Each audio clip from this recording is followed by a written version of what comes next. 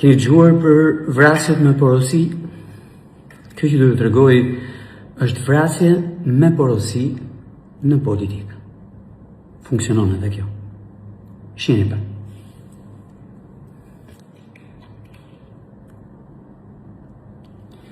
Qepe gojën, mos fol ik pirdu, plas keq mes Ramës dhe Braçës në mbledhjen e grupit parlamentar të PS, kryeministri i deputetëve do ta bëjnë ndonjërin shembull.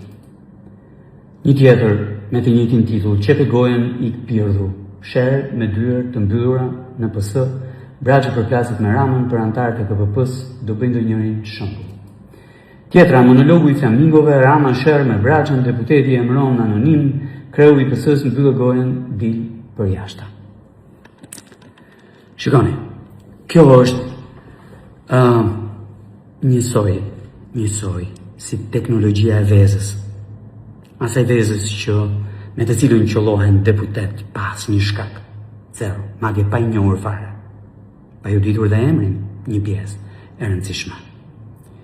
Por patjetër që është në të njëjtën linjë, synon thjesht dhe vetëm linqimin edhe poshtërinë. Prandaj është vrasje në porosi.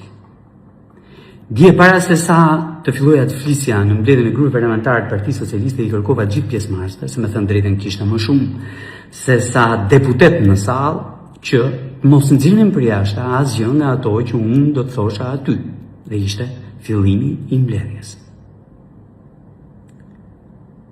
Ja që ndodhi kjo që lexoni. Edhe e transformuar natyrisht.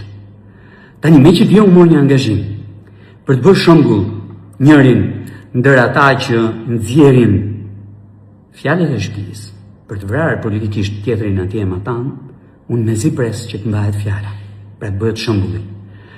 Në mungesë të tij do më duhet pastaj që të mendoj një gjë tjetër. Në anën tjetër. Mua nuk më ka nxjerrë kërkush dje përjashta nga mbledhja e grupit parlamentar të Partisë Socialiste. S'ka se si, nuk ka. Unë jam ullur pasi nuk kam pasur më çfarë të them.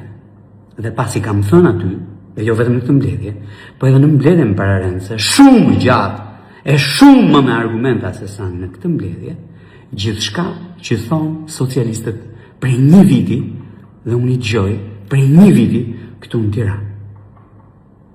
Kam dalë jashtë, pasi mbledhja ka qenë e ndërprerë, dhe natyrisht kam dalë jashtë, vetë, pasi s'kisha më çfarë të dëgjoja. Kjo është e vërteta.